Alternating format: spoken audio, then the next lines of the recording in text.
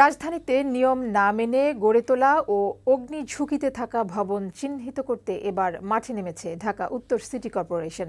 ঢাকা উত্তর সিটির 10টি দল নগরীর বিভিন্ন এলাকায় ভবন পরিদর্শন করছে।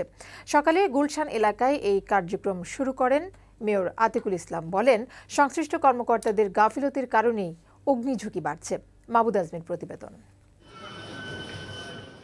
রাজধানীতে বহুতল ভবনের অগ্নি নিরাপত্তা ব্যবস্থা ও ঝুঁকিপূর্ণ ভবন চিহ্নিতকরণে অভিযানে নেমেছে ঢাকা উত্তর সিটি কর্পোরেশনের 10টি দল।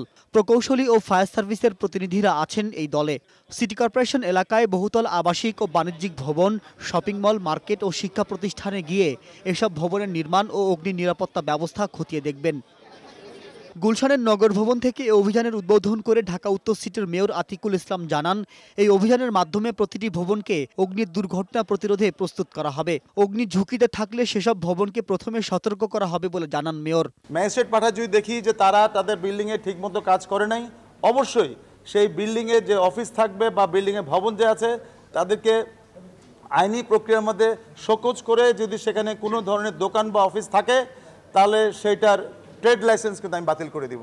সংশ্লিষ্ট ভবনের কর্মকর্তা কর্মচারীদের প্রশিক্ষণ দেওয়ার কথাও জানান মেয়র। আমরা 20 থেকে 25টা বিল্ডিংকে আমরা মডেল হিসেবে দিব, যেটাকে তোমরা ফলো করো। এরপরে আমরা শেষ করার পর আমরা আরো 20টা থেকে টার্গেট নিব। কোনো ভবন ঝুঁকিপূর্ণ হলে ওইসব প্রতিষ্ঠানের কর্মচারীদের সিটি কর্পোরেশনের অভিযোগ বাক্সে তথ্য দেওয়ার আহ্বান জানান মেয়র আতিকুল ইসলাম।